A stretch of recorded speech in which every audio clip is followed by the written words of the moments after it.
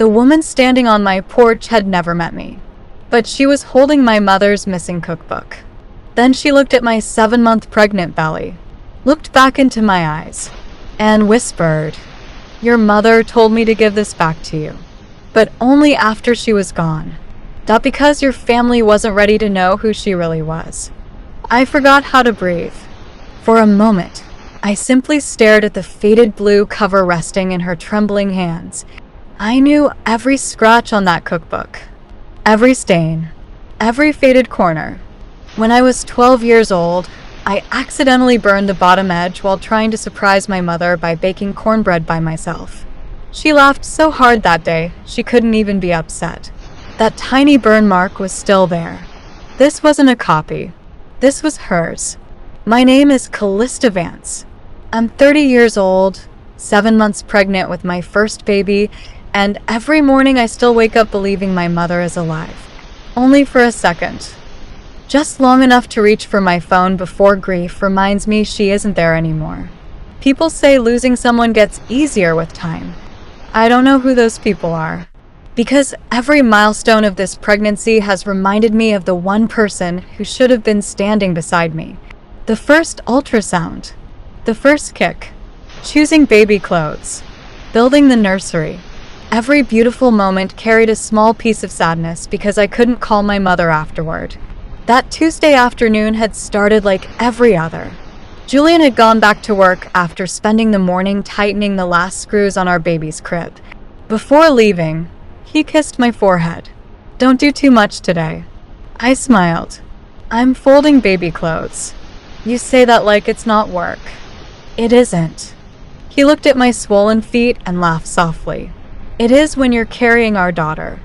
He bent down, kissed my stomach, and whispered, "Be nice to your mama today." Our little girl answered with a tiny kick. We both laughed. After he left, I carried a basket of freshly washed baby clothes into the nursery.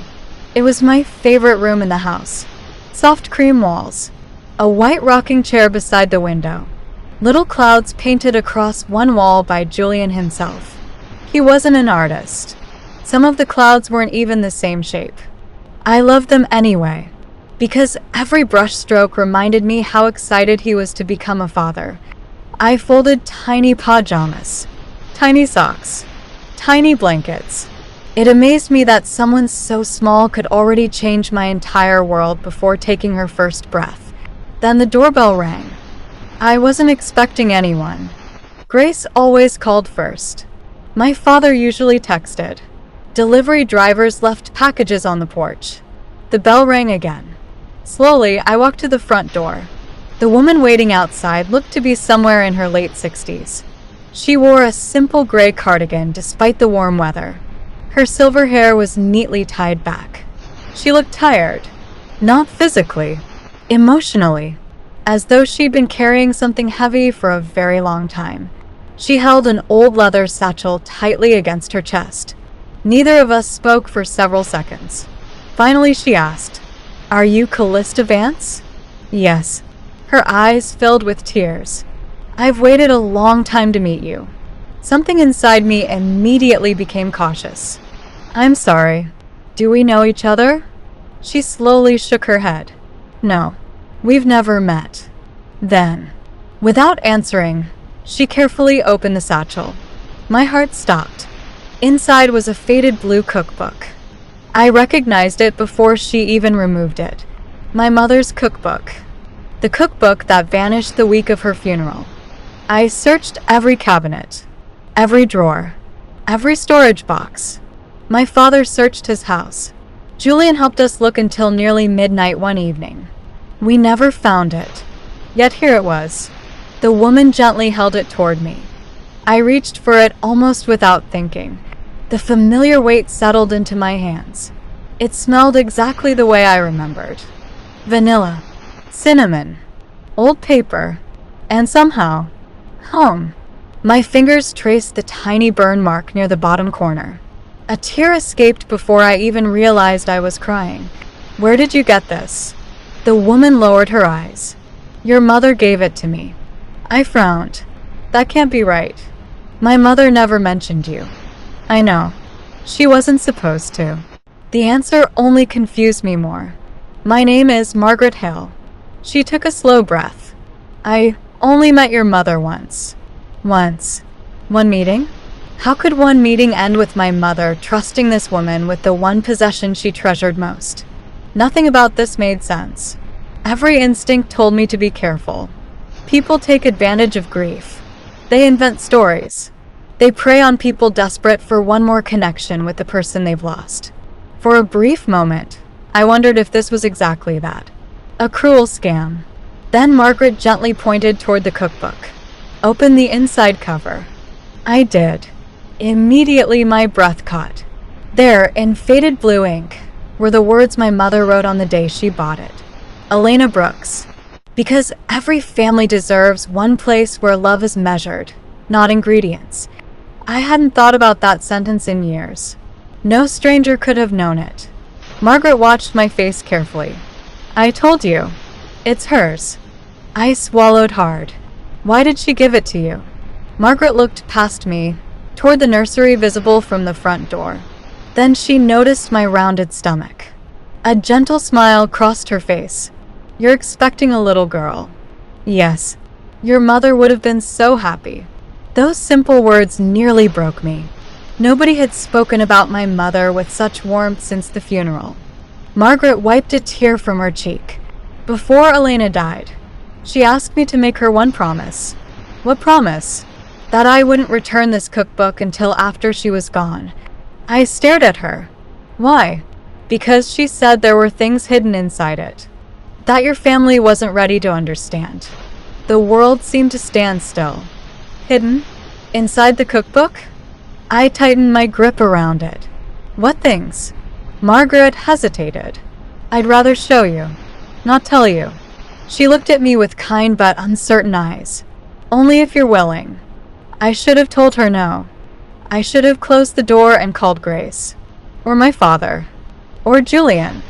Instead, something deep inside me whispered that my mother was still trying to teach me one final lesson. I stepped aside. You'd better come in. Margaret smiled sadly. As she crossed the doorway, she quietly whispered something I wasn't sure I was supposed to hear. I hope Elena was right. I turned toward her. Right about what? She looked directly into my eyes. That when this day finally came, that you'd be strong enough to learn who your mother really was. I led Margaret into the living room, but neither of us sat down right away. She looked around my home the way someone visits a place they've imagined for years but never expected to see. Her eyes stopped on a framed picture of my mother sitting beside me on my wedding day. She smiled through fresh tears. She always smiled with her whole face. I nodded. She did. For a moment, neither of us spoke. Then my phone buzzed. It was Julian. Hey, I answered. Everything okay? He asked. You sound different. I glanced toward Margaret. Can you come home during your lunch break? A short silence followed. Did something happen? I'll explain when you get here. I'm leaving now. 20 minutes later, Julian walked through the front door. The moment he saw the cookbook sitting on our coffee table, he froze. I thought. He looked at me. That I thought we searched everywhere. So did I. Margaret stood. You must be Julian. He nodded cautiously. I am. I'm Margaret Hill. She offered her hand. Julian shook it politely, but I could see the same questions running through his mind that had been running through mine. Who was this woman? How did she know my mother? And why had she waited until now? Before anyone spoke again, another knock echoed through the house. Grace. I'd texted her only 3 words. Call me. Right now. She hurried inside without waiting for an explanation. I drove here faster than I probably should have, she said before noticing Margaret. Then she noticed the cookbook. Her mouth slowly fell open. No. She walked toward the table. Calista. Is that? I nodded. It's Mom's. Grace looked at me as if she'd seen a ghost. I helped you look for this. I know. I searched your attic. I know. We never found it. I know. None of us understood how it had suddenly returned. Margaret waited patiently until everyone had settled into the living room. She looked at me. Before I answer your questions, I need you to answer one. I nodded. What is it? When you think about your mother, what's the first word that comes to your mind? The answer came without effort. Kind. Grace smiled. Mine too. Julian nodded. She never met a stranger. Margaret closed her eyes. Good. That means she raised you well. Then she gently slid the cookbook toward me. Open it. I slowly lifted the worn cover. Every page looked exactly as I remembered. Chicken pot pie, apple cobbler, cornbread, beef stew. My mother's tiny handwritten notes filled the margins. Add extra cinnamon for winter. Arthur likes less pepper. Calista always sneaks extra chocolate chips. I laughed quietly through my tears. I forgot she wrote little notes everywhere. Margaret smiled. Keep turning. Page after page. Nothing unusual. Then I reached my mother's peach pie recipe. I paused. This page feels different. Grace leaned closer. What do you mean? The paper. It's thicker. I gently separated the pages. Something hidden between them loosened. A folded piece of yellowed paper drifted onto my lap. Nobody moved. I carefully unfolded it. It wasn't a recipe. It was a list. Names. Dozens of them. Each followed by a date, an address, and one short handwritten note. Needed hope. Lost her husband. Couldn't pay tuition. Too proud to ask. Needed someone to believe him. My heartbeat quickened. What is this? Margaret's voice was barely above a whisper. Keep reading. Near the bottom of the page. My mother's handwriting changed. She had written one sentence larger than everything else. Kindness always comes home, even when it takes years. I stared at those words. They felt important, but I didn't understand them. Grace slowly shook her head. This isn't a recipe. Margaret smiled softly. No, it's a map. A map to what? Julian asked. To your mother's real legacy.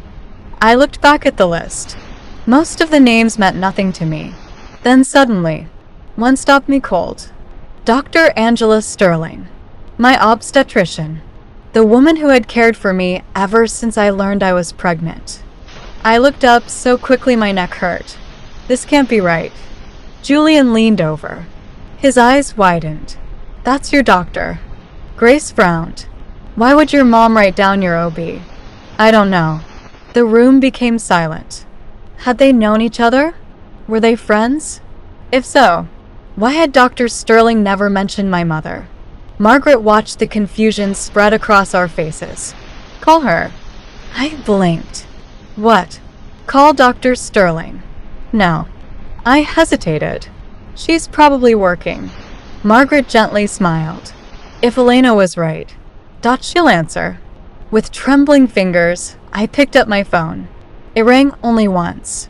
Hello, Calista. Dr. Sterling's calm voice immediately eased my nerves.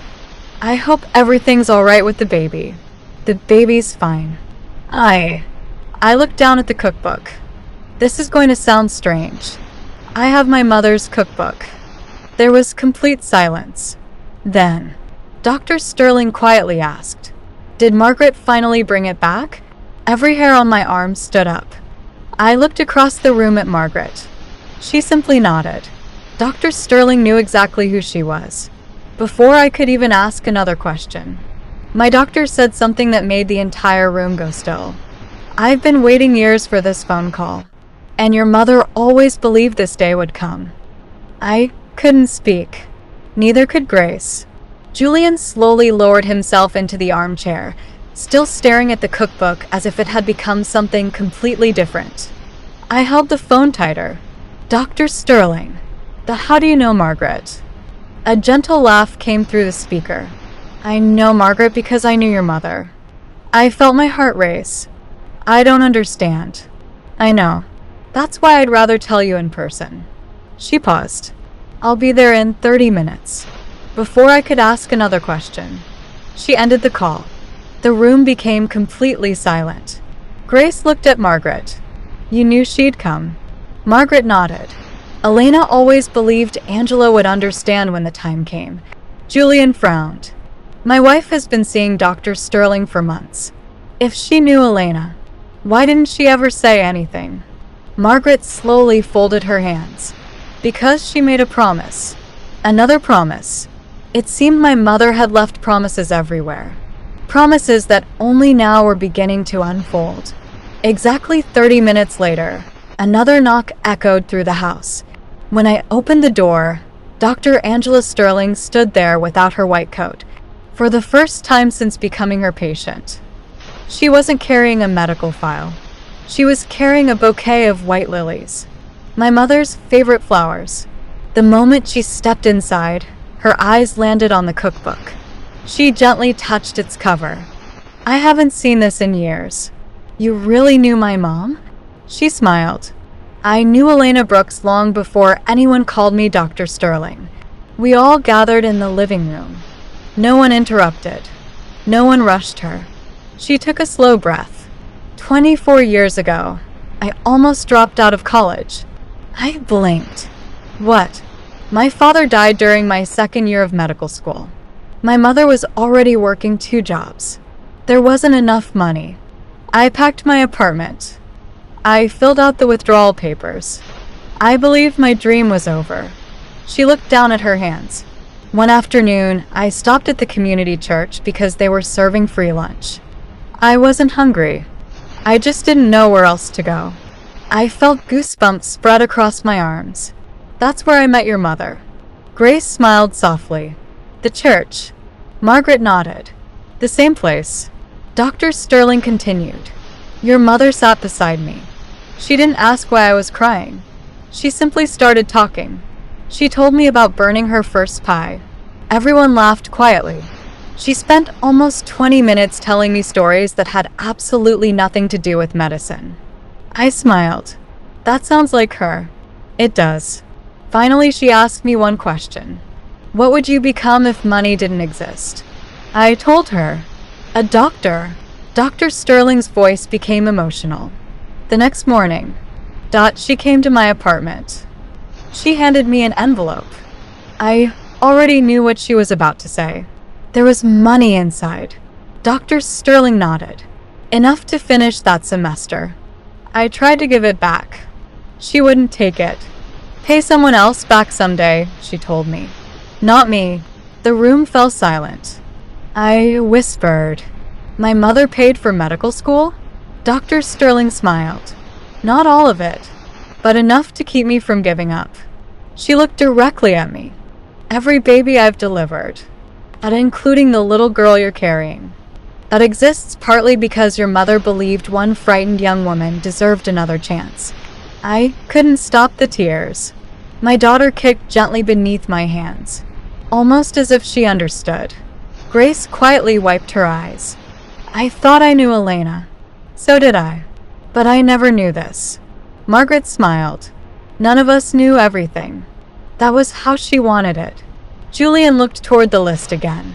There are over 100 names. Dr. Sterling nodded. I've met some of them. Not all, but enough to understand what this really is. She gently slid the paper closer. This isn't a list of people your mother rescued. It's a record. A record of every life that reminded her kindness mattered. I looked down again. Each name suddenly felt alive. Every line represented someone's darkest day. And somehow, my mother had quietly stepped into it. Then Dr. Sterling placed one finger on a name near the center of the page. Have you noticed this one? I leaned closer. Daniel Mercer. Unlike every other name, his appeared several times. Different dates. Different years. Small notes beside each one. Christmas. Birthday. Don't forget. I frowned. I've never heard of him. Dr. Sterling looked toward Margaret. Margaret simply nodded. Then Dr. Sterling looked back at me. That's because your mother never talked about him. She couldn't. Not without crying. The room became still. What did he do? Dr. Sterling smiled through tears. He saved your mother's life. I felt every muscle in my body tense. What? long before you were born. There would have been no Calista. If Daniel Mercer hadn't stopped on a lonely road one freezing winter night. I looked at Julian. He looked just as shocked as I felt. If that's true, that why didn't anyone in my family know? Before Dr. Sterling could answer, the front door opened. My father walked inside carrying a small bag of groceries. He smiled until he noticed everyone's faces. Then his eyes fell on the cookbook. And finally, on the name Daniel Mercer. The color drained from his face. He slowly sat down without saying a single word. I had never seen my father look afraid before. I walked over and placed the cookbook in front of him. Dad, who is Daniel Mercer? He closed his eyes, and after several long seconds, he whispered something that changed everything. I prayed that you'd never have to ask me that question. My father kept staring at the name, Daniel Mercer. He wasn't reading it anymore. He was remembering it. I had seen that look only once before, the day we buried my mother. Dad? He didn't answer. Grace gently pulled a chair closer to him. Arthur, talk to us. He rubbed both hands across his face before looking at me. I hoped this part of your mother's life would stay with me. I frowned. Why? Because every time she talked about Daniel, she cried. The room fell silent. My father looked toward the nursery where tiny baby clothes still lay folded exactly where I'd left them. Then he began. It happened almost 32 years ago. Your mother was driving home from a nursing conference during the worst winter storm I'd ever seen. The roads were covered in black ice. Visibility was almost zero. He swallowed hard. She never made it home. My heart tightened. What happened? Her car slid off a rural highway. It rolled into a deep ditch. The engine died. There were no cell phones back then. No nearby houses. No traffic. Nothing. I felt chills despite the warm room. She was trapped? He nodded. The driver's door wouldn't open. One of her legs was pinned. The temperature kept dropping. The police later estimated she would have frozen to death before sunrise. Grace covered her mouth. Oh my God. Dad closed his eyes. But someone stopped.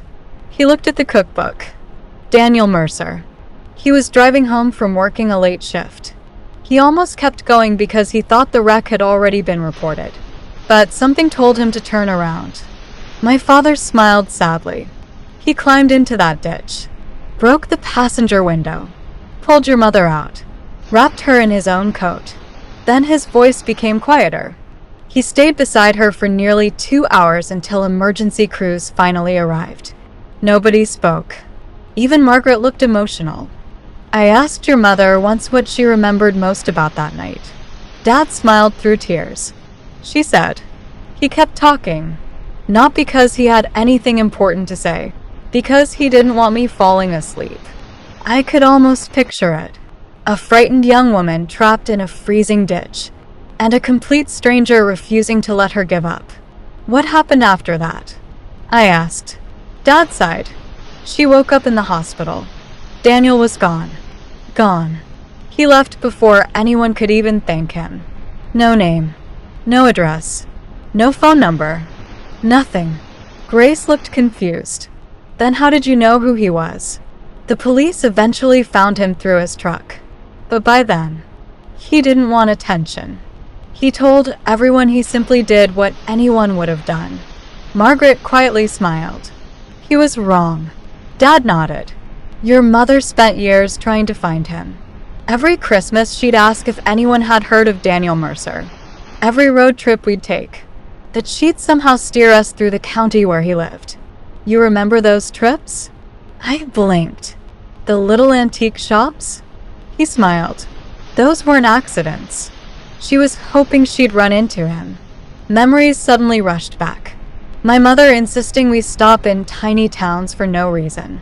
Walking through diners, old bookstores, farmers markets. She wasn't shopping. She was searching. For decades. But she never found him? I asked.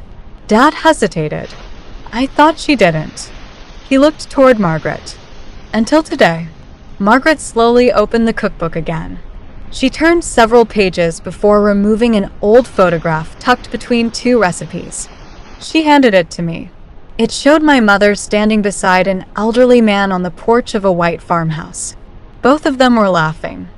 I had never seen the picture before. On the back, my mother's handwriting read, "Finally found him. 30 years wasn't too late." I looked up in disbelief. She found him. Dad nodded slowly, and never told me. The realization hurt him. Not because he felt betrayed, because it reminded him there were still parts of the woman he loved that remained beautifully mysterious. Julian studied the photograph. "They look close." "They became friends," Margaret said. "The kind of friendship built from gratitude. They wrote letters. They called each other every Christmas. They visited whenever they could." Grace frowned. "If they stayed close, why keep it secret?" Margaret answered gently, "Because Daniel asked her to." We all looked at her. He believed kindness stopped being kindness the moment it became a story people admired. So they made a promise. No one would ever know. Not while they were alive. Silence settled over the room again. Then my phone rang. The screen read, "Thomas Ross." I answered immediately. "Tommy?" His voice sounded unusually excited. "Calista, I've been going through your mother's estate again." My stomach tightened. "What did you find?"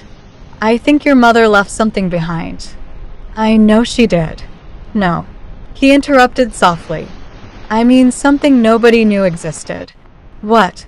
"A safety deposit box." I looked around the room. A safety deposit box? It wasn't listed with the rest of her records.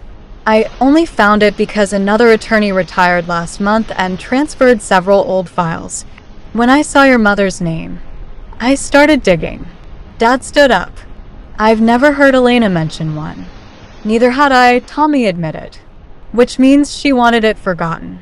Until the right time." I tightened my grip on the phone. "Can we open it?" "Yes. I've already confirmed you're the legal beneficiary." "When?" Tommy paused. "The bank can meet us tomorrow morning." After the call ended, nobody spoke for several seconds. Then my daughter kicked so suddenly that I laughed through my tears.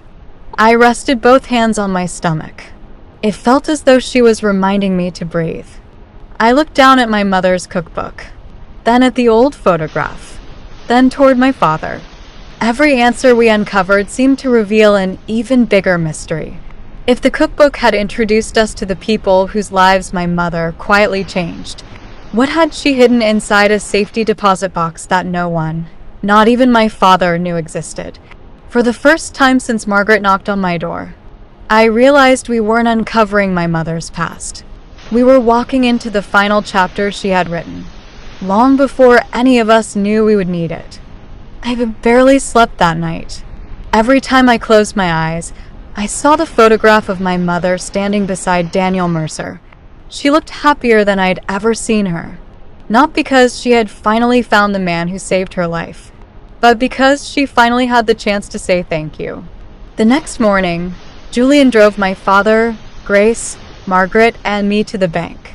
Dr. Sterling insisted I avoid unnecessary stress, so everyone moved a little slower than usual, making sure I was comfortable.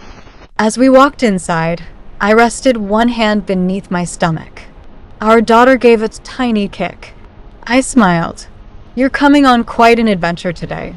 The bank manager greeted us and led us into a quiet conference room.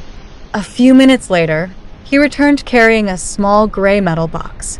It wasn't very large, yet somehow, it felt heavier than anything I'd ever held. He placed it gently on the table. "Mrs. Vance, as the beneficiary, this belongs to you." My hands trembled as I reached for the key Tommy had handed me.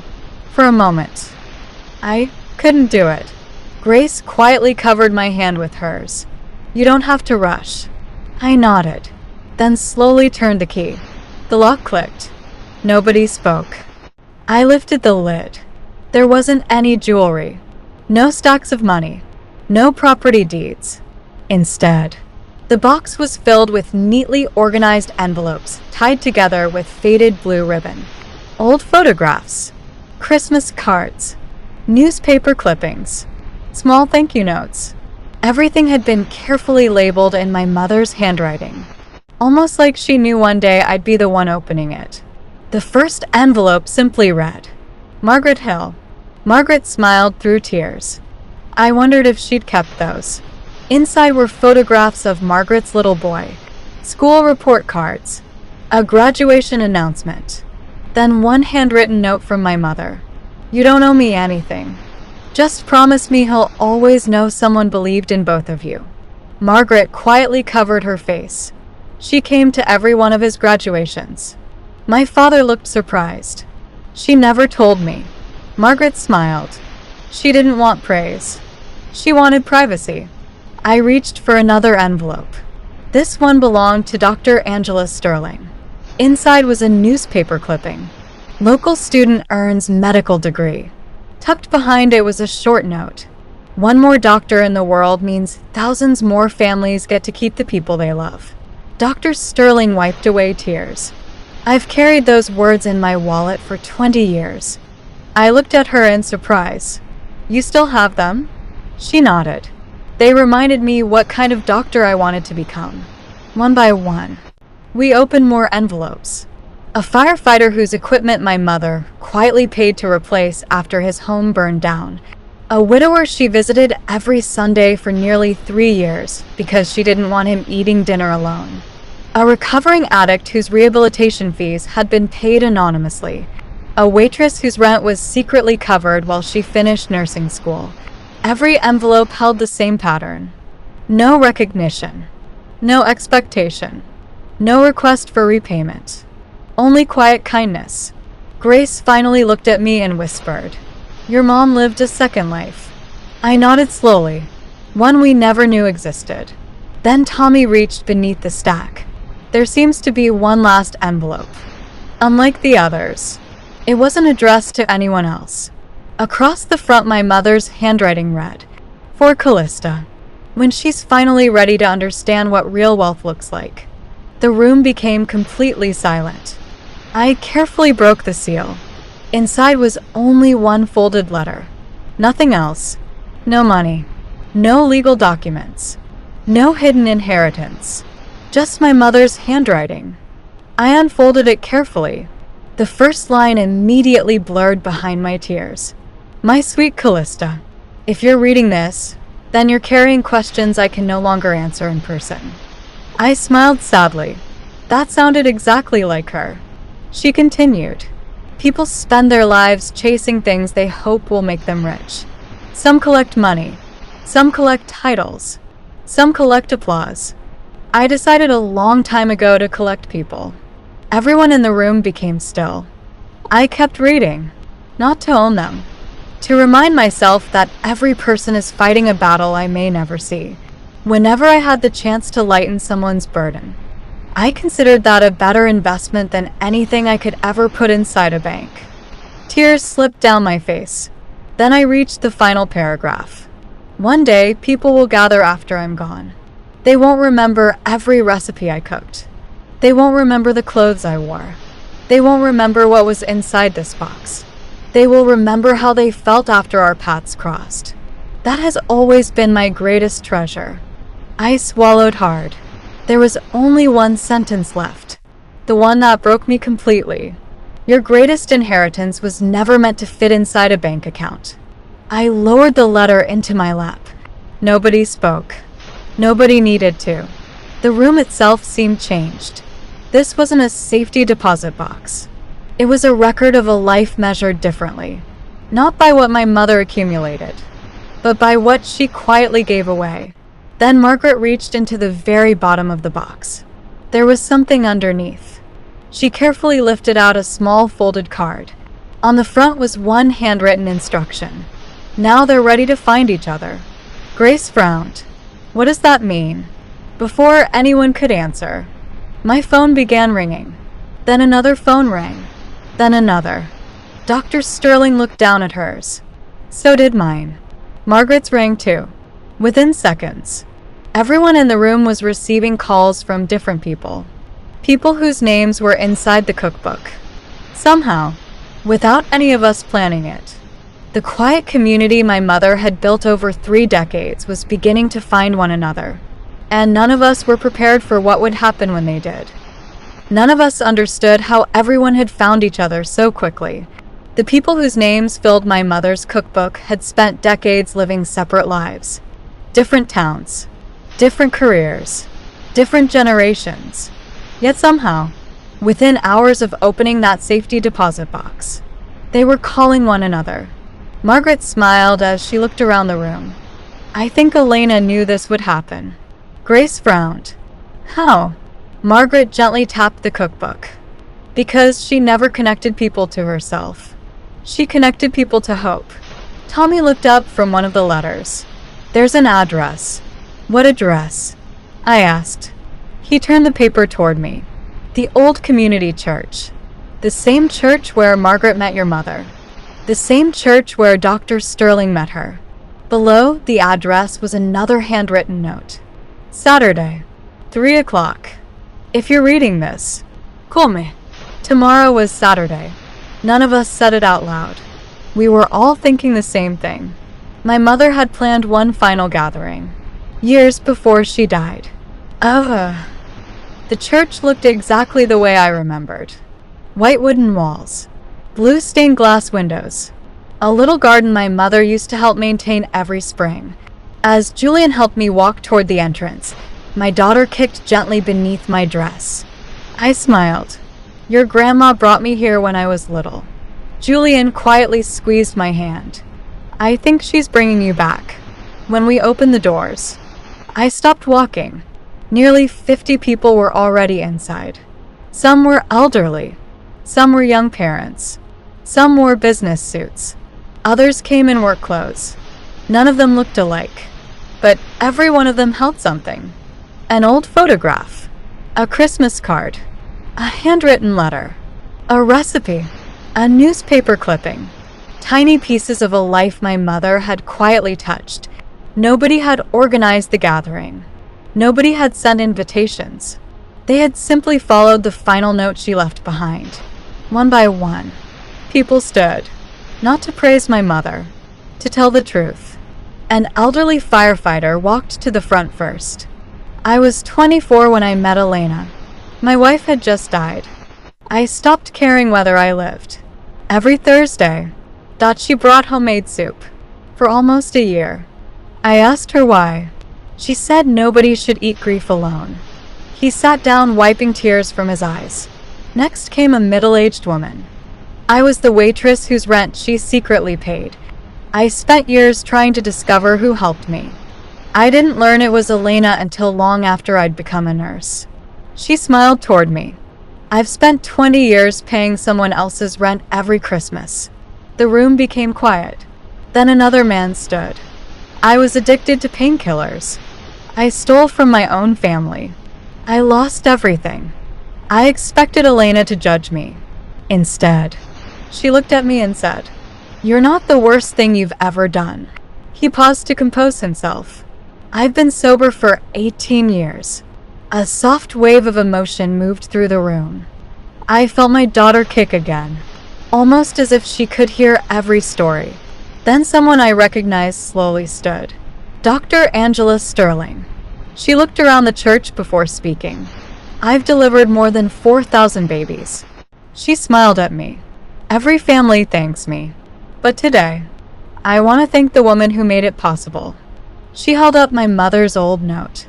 If Elena hadn't believed in one frightened college student, I would have quit. Thousands of children might never have taken their first breath with me there to welcome them. The church fell silent. It suddenly struck me. My mother's kindness hadn't ended with the people she directly helped. It had multiplied. Every person she lifted had gone on to lift someone else. One act of kindness had become hundreds, maybe thousands. Grace leaned close and whispered, "Your mom didn't change lives. She started chain reactions." I smiled through tears. Yes, I think she did. Then Daniel Mercer slowly walked toward the front. At 91 years old, every step looked careful, but his voice remained steady. "I've listened to all of you." He smiled gently. You keep saying Elena changed your life. He looked down for a moment. I always believed she changed mine. Everyone watched quietly. The night I pulled her from that car, I thought I was saving one woman. He chuckled softly. I never imagined she'd spend the next 30 years saving all of you. He turned toward me. Calista, your mother spent her whole life trying to thank me. He kept telling her. You've already thanked me. He smiled. Because every person she helped. That was another thank you. Tears streamed down my face. Daniel reached into his coat pocket. I've carried something for over 30 years. He carefully unfolded a faded piece of paper. It was my mother's handwriting. I'll read only one sentence. His voice became emotional. If I cannot repay the man who saved my life, then I'll spend the rest of my life saving someone else's. No one in the church could hold back their tears anymore. Neither could I. 4 months after losing my mother, I believed grief was all she had left behind. I couldn't have been more wrong. She hadn't left behind grief. She had left behind people. An entire community connected not by blood, but by compassion. As everyone prepared to leave, they began placing small gifts on a table near the church entrance. Not expensive gifts. Homemade jam, family recipes, handwritten letters, baby blankets, tiny knitted socks, a children's Bible. Each gift carried a small note. For Elena's granddaughter. By the time Julian wheeled the table toward my car, there wasn't room for another gift. I rested my hands over my daughter's gentle movements. For the first time since my mother's funeral, the emptiness inside me didn't feel quite so empty anymore. Because I finally understood something she had been trying to teach me all along. Love doesn't disappear when the person giving it is gone. If it's given freely enough, it keeps finding its way home. The drive home was quieter than any drive I could remember. Not because nobody had anything to say, because none of us wanted to be the first person to interrupt what we had just experienced. Julian kept one hand on the steering wheel. The other rested gently over mine. He didn't speak. He didn't need to. Some moments become smaller the moment words enter them. When we pulled into our driveway, he looked toward the back seat. The table from the church was overflowing. Homemade blankets, letters, photo albums, recipes, tiny knitted baby clothes. Not one of them had come from family. They came from strangers, or at least, people who had started the day as strangers. By evening, they somehow felt like relatives. Grace helped carry everything inside. I've never seen anything like today, she whispered. Neither had I. My father carefully picked up one small wooden box someone had left behind. A note was tied to the ribbon. For Elena's first granddaughter. He smiled through watery eyes. Your mother would have loved this. I smiled. I think she already does. That night, after everyone left, I sat alone in the nursery. The rocking chair creaked softly beneath me. My daughter's tiny blankets were neatly folded. The gifts from the church surrounded the room. Each one carried a story. Each story carried my mother's fingerprints. I opened the cookbook one more time. This time, I wasn't looking for hidden pages. I simply wanted to hold it. As I turned the familiar recipes, I realized something. My mother hadn't written measurements the way most people do. Many pages simply said things like, enough to feed one more person, or make extra. Someone might need it. I laughed quietly. Even her recipes expected unexpected guests. Then I reached the very last page. I could have sworn I'd read it 100 times growing up. Yet somehow, I'd never noticed the blank sheet tucked inside the back cover. I carefully unfolded it. There was only one paragraph. It wasn't addressed to me. It wasn't addressed to anyone. It simply read, if this book ever finds its way back home, don't place it on a shelf where people admire it. Leave it where little hands can reach it.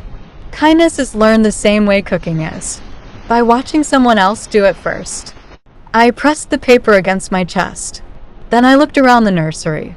For weeks, I'd planned to display the cookbook on the highest shelf in the kitchen to protect it. Suddenly, that felt wrong. My mother never wanted it protected. She wanted it used. I slowly stood and carried it into the kitchen. Instead of placing it on the highest shelf, I placed it on the middle one, low enough that one day, a curious little girl could pull it down by herself. Then I walked back to the nursery carrying something else, a brand new blank cookbook. I opened to the first page. For several minutes, I couldn't think of what to write. Then my daughter kicked. I smiled. I know. Across the top of the page, I slowly wrote, Calista's family recipes. Underneath, I didn't write ingredients. I wrote a promise. Recipe number 1. Show up when someone feels alone. Listen before giving advice. Protect people who cannot protect themselves. Keep promises. Forgive wisely. Love quietly. Expect nothing in return. I stared at the words, then added one final line. Because kindness always comes home. Just then, Julian quietly walked into the kitchen. I wasn't trying to interrupt. I smiled. You aren't. He looked at the new book. Starting your own? I nodded. I thought I was inheriting recipes. It turns out, I inherited a responsibility. He walked closer but stopped beside the doorway. He understood I still needed space. I think your mom would be proud. I looked at the cookbook. I hope my daughter says the same thing about me someday. Julian smiled softly. I think she will.